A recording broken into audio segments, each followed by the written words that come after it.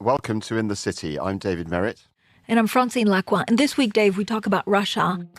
Of course, last week saw the second anniversary of the invasion of Ukraine by Russia. And with Western governments all trying to figure out how to continue to shore up support, there's this debate that's emerging around possibly seizing some of the Russian assets that were frozen around the world to channel that money into Ukraine. And it's causing something of a row between governments and banks around the world. As you say, Dave, it's been 24 months that this war has been ongoing, and it's very clear that Ukraine is also becoming more desperate for funding, especially as aid from the U.S. is not being unlocked for now. Yes, and we all know about the relative failure of the Ukrainian counteroffensive last year. So governments are really agonizing about what can be done to give Ukraine the support it needs. And Rishi Sunak, I saw, wrote an op-ed in the Sunday Times saying that Western nations need to be more aggressive in actually seizing those frozen Russian assets and then channeling that money back to Ukraine. Yeah, the problem is that if you're a bank or if you're in financial services, you wonder where this ends. So a lot of them are pushing back, and they're warning the UK government that if there's not the right law, it's very difficult to just press the button and seize billions of pounds worth of Russian assets. That's right. They're worried about getting snarled in legal disputes. They're worried about the reputation for London as a centre if governments can just seize assets like this. And Rishi Sunak says in his column that there needs to be a lawful way of doing this. Is there, in fact, a lawful way to seize tens or hundreds of billions of dollars of another country's money? That's what we need to dive into in this episode. So with us for this is Stephanie Baker, senior reporter on Bloomberg's investigations team. And Stephanie, you've also been calling all of your little black book, all the contacts, because you're writing a book on this. Yeah. I've spent the past 6 months deep into sanctions against Russia. My book is coming out later this year. It's called Punishing Putin Inside the Economic War Against Russia. So I've been talking to everyone from oligarchs to U.S. officials, people in Brussels, London, devising these policies to try to slow down Russia's advance in Ukraine. So, Stephanie, you are the expert in trying to understand oligarchs, especially all of this Russian money that for a long time was in London that we thought maybe has left. But where are we? Did the sanctions work as we thought they would? There are two buckets of Russian money that have been frozen as a result of sanctions. There's the oligarch sanctions, which are the mansions and the yachts and the private jets. And for any oligarch with assets in London or EU or the US with those sort of assets, those are grounded, those are frozen. And then there's a second pot of money, which is the Russian central bank reserves. And that's a pot of about $300 billion that was frozen within days of Russia's invasion in a very unprecedented move. And when Rishi Sunak is talking about seizing Russian assets, that is the pot of money he's talking about. He's not talking about the oligarch assets. You would need to prove that there has been a crime of either sanctions evasion or money laundering, and therefore you could seize those assets as the proceeds of a crime. And that is happening in the U.S. with some oligarch assets. This Russian central bank funds is a much bigger pot of money, so much more consequential. And it is not subject to court. The people who are pushing this idea are saying it would be allowed under the international law called countermeasures, which is a state-on-state action. And it would not challenge the whole concept of sovereign immunity. Countermeasures is a part of international law that's different from sanctions. It's all about compensating victims. And there's precedent for that, but certainly not precedent in terms of the scale of the money we're talking about right now. So, Stephanie, I remember when the central banks, there was a coordinated announcement, wasn't there, about freezing those assets, the 300 billion that you just mentioned, right after in the days after the invasion of Ukraine. And I remember talking to a senior official at the Bank of England, and they said it was like they were actually trying to engineer a crash in the Russian economy. And of course, the ruble fell sharply at the time, but of course has since recovered. And the Russian economy seems to be doing just fine despite that action. So could you explain a little bit about the thinking behind that originally freezing those assets and why they don't seem to have really changed the game in terms of Russia's actions and the fate of Russia's economy?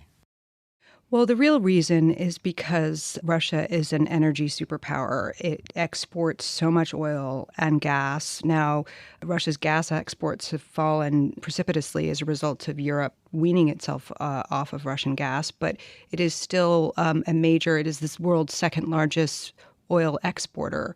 So it was able to earn an enormous amount of money in 2022 as a result of high oil prices, in part sparked by his own invasion.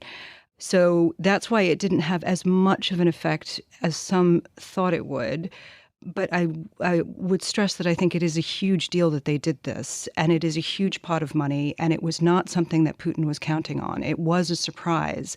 And if you look at what happened with the Russian central bank funds, he was preparing for this day for many years. He had shifted the Russian central bank assets out of dollars into euros, thinking that Europe would be too divided and wouldn't be able to move. And I think he was taken by surprise on this. And I think although the Russian economy has rebounded, the Western coalition has moved to try to cap his oil revenues with mixed results. But I think that this pot of money is incredibly important, and they want it back. And we've just seen, obviously, after the death of Alexei Navalny, another wave of sanctions, both from Europe and from the United States, a whole new raft of measures. Are any of these going to have any impact now, or is it just more of the same? It was a very long list. Some of the entities that were targeted, I read, and I thought, why did it take you 2 years to do this? Defense manufacturers, certain individuals, they should have sanctioned. That's right. I thought there was nothing left to sanction. Exactly. I was surprised. I was, entities I'd never really heard of, but they should have sanctioned the entire Russian military-industrial complex, and they didn't. And I've asked questions to officials on this, why didn't you? And I think the answer I get is that, some of these Russian factories are producing other things that are important to the world economy. But I think they realize that they really need to be much more aggressive and really shut down Russia's ability to produce weaponry that is ending up on the battlefield in Ukraine. So, Stephanie, why is it so controversial now what Rishi Sunak is actually proposing? Is it the seizing and giving to Ukraine? And is that a legal problem, or are there two schools of thoughts on how dangerous this could be? So there's a few misconceptions about this. Under the international law of countermeasures, which is what everyone says there is a legal precedent for doing this, it is not for providing military aid. It is only for reconstruction. So you could use the money to help war veterans, rebuild hospitals, bridges, and all those things are important in terms of Ukraine's ability to withstand Russian assault. But I think that there are two schools of thought on this. One is that we passed the Rubicon when we froze the reserves in the first place, and that if there are concerns about the stability of the dollar or the euro or the yen, then when the Western coalition froze that pot of money, that's when the real concern would be, and you didn't see anyone moving away from those currencies. There's another school of thought that says the freezing is okay. It's the real danger is when you actually seize those assets. Now, what Rishi Sunak was proposing was using the interest on those assets. It's very similar to what the EU has been trying to do with their windfall tax. They looked at using the interest. They decided that was not legal, that the only way to do it was to tax that interest. So they weren't actually seizing the money. There is a school of thought of you tax it, you seize the interest, it's all violating the principle. And so why not just seize the whole pot? The article that Rishi Sunak wrote, I thought there is this contradiction in the middle of it, isn't it? Because he talks about the need for Russia to lose this war in order to preserve a rules-based, what they call the rules-based international order. But that's exactly the problem with this maneuver, isn't it, on these assets, that there isn't a precedent, it isn't according to the rules, and many people deem it to be illegal. So how do you think the West are going to be able to reconcile that contradiction? I've interviewed three very prominent people involved in pushing for this proposal. Larry Summers, former Treasury Secretary, Phil Zelikow, and Bob Zoellick, two veteran Republican officials. And they, I think, put it the most succinctly when they wrote a foreign affairs story about this. And their phrase was, bank robbers should not expect banks to honor their safe deposit boxes. And I think that gets to the heart of the matter, that Putin can't expect the rules-based order to be followed if he's not following the rules-based order himself. He's violated that principle. And there is a precedent for this. The one that most people point to is Iraq. 1991, the UN Security Council set up a fund freezing Iraqi assets to compensate victims of the Iraq invasion of Kuwait. And they paid out more than $50 billion over many years. The problem we have now is that there is no consensus on the UN Security Council because of Russia and China. And folks like Bob Zoellick will say, well, that you can't just say you can't use the international legal system because Russia and China won't agree, that there has to be another mechanism for doing that, and that there is a possibility of setting up some sort of international institution, whether it's through the World Bank or something else, where there is a process. And it's not just handing over $300 billion to Ukraine immediately. It is putting it in a fund, allowing claims to be made with a transparent process.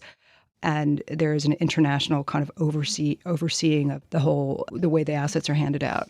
But Stephanie, politically, so if this gets seized, and I remember at the time when the sanctions were put in place, 60% of the people that we spoke to were 100% in favor. And then the ones that maybe worked in more difficult countries said, this, what does it mean if I'm a big company in China? And what if something happens politically in China? Does it mean that my assets are frozen? So does the UK government need to think about the unintended consequences of then doing trade with countries that may not share our values at all time? Yeah, that's a big one. I think that the opposition to the seizing of Russian assets, often the argument is that what happens to the Western companies that are still in Russia? And I would argue they should not be expecting to get those assets back. And I think it's unrealistic for them to think that they will. I think that eventually, regardless of what the West does, Putin will move against those assets. I think it's naive to think that they can get any of that back.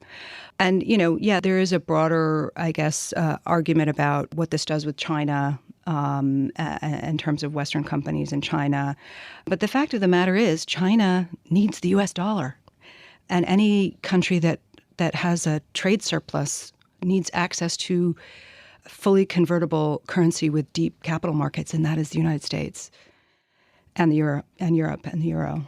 I mean, but this is one of the things that people are raising an objection to this, isn't it? Saying that an action like this, a unilateral action or the West acting without the agreement of the entire global community would undermine the dollar and the dollar's status. Because if you can't be sure that your dollars are safe in other central banks around the world, then why should you keep those assets? And you mentioned at the beginning that Putin had moved a lot of the assets into euros.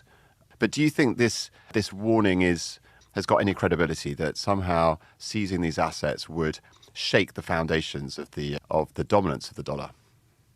Well, that is why there's been such a push to have the G7, the group of seven, move in unison so that it's not any one country sticking their neck out, that you would have the world's major reserve currencies, the dollar, the euro, the yen, the pound, and therefore it wouldn't be seen as a unilateral action. David Cameron has come out very strongly on this. He's been one of the most prominent figures to come out early on and argue for it forcefully. But the UK doesn't have that much. The vast majority of the assets are in Europe. They happen to be at Euroclear. So Europe is absolutely essential to this. And the fact are the Europeans going to get on board with it then? Is that where the sticking point for this is going to be? Because the European Union has struggled, of course, with the difference of opinions, say, between Hungary and France on this issue. But could we see the G7 members of Europe agree on this? So you're absolutely right. Europe is essential and there is division. France, Germany, Italy are more suspicious of this. The ECB, Christine Lagarde, has been also very against it because of concerns about what it would do to the euro. But there are others within the EU that are very supportive of it and think that it makes absolutely no sense for the West to be sitting on this pot of money. No one thinks anyone is going to give this $300 billion back to Putin. And frankly, it's hard to see in any immediate term when Russia will agree to pay war reparations. There are a lot of interesting ideas being floated now about how you could use these assets as collateral, still being debated, and maybe that is the ultimate solution. Is there some financial engineering that can get around some of the legalities that are holding back European countries? I think it's going to take some time, but I think as the war drags on, I think given the fact that the amount of money Ukraine requires is so enormous, it'll be very hard to ignore this pot of Russian money and use Western taxpayers' funds instead. But Stephanie, you could argue that sanctions so far have not really deterred Putin and his resolve of getting Ukraine. So would this make a material difference on the Ukrainian side of winning the war? I've talked to the Ukrainians on this. I mean, the latest World Bank estimate is that it will cost $486 billion to rebuild Ukraine. And the task that they are facing is enormous. It is hundreds of bridges, thousands of kilometers of roads, water supply from the Novokakhovka dam collapse last year. There's just an enormous amount, electricity substations, what have you. And the argument is that, okay, this money can't be used to buy weapons, but just being able to rebuild homes and allow people to return is going to increase Ukraine's resilience to resist the Russian attacks. So I think it is important, and I think it doesn't make sense for Western taxpayers to be paying for Ukraine's reconstruction when there's this Russian money on the table. Stephanie, did you think that actually by imposing sanctions on oligarchs, that was supposedly to touch Putin's money, almost his direct money, because we can't find a bank account, right? Did you think at the time that would have made more of a difference? I was always suspicious of the oligarch sanctions. There are kind of two sets of oligarchs. They're the oligarchs that got rich off of Putin directly, either running state-owned companies or getting state contracts, and they were very beholden to him. And then there were the sort of first wave oligarchs who got rich in the 1990s and had a slightly more precarious position vis-a-vis Putin. And I've interviewed some of these guys, and I think the way Putin exercises power is such that it's very hard for them all to band together to try to sort of overthrow him or change who sits in the Kremlin. So I think they could have been a little bit more sophisticated about the way they targeted these guys to try to encourage splits at the top. But they've been rolling out all these sanctions. It's very hard for them to know who's who. Stephanie, with all the way you've been tracking this, do you see, and the drumbeat on this seizure question seems to be getting louder with Rishi. We've got the British Prime Minister coming out strongly for it. We've had Biden mention it. Do you see this now as sort of inevitable, and maybe it's dressed up in some of these ways you talked about, whether it's the interest only at first or financial engineering somehow to make it seem palatable or legal and given a legal stamp? But what do the next few months look like? Is this something that's going to happen imminently, in your opinion? I think we're going to be talking about it a lot for the next few months. And I think it will happen. I can't tell you when or how long it will take. And I think a lot of that will depend on getting agreement in Europe, because that's where most of the assets are. But I think eventually it will happen in one way or another. Stephanie Baker, thank you so much. Thank you. Thanks for listening to This Week's In the City. We'll be back next week. But in the meantime, if you like our show, please head on over to Apple Podcasts or wherever you listen to podcasts and rate, review, and subscribe. This episode was hosted by me, Francine Lacqua, with David Merritt. It was produced by Summer Sadi, additional editing by Rishi Sunak, and special thanks to Stephanie Baker.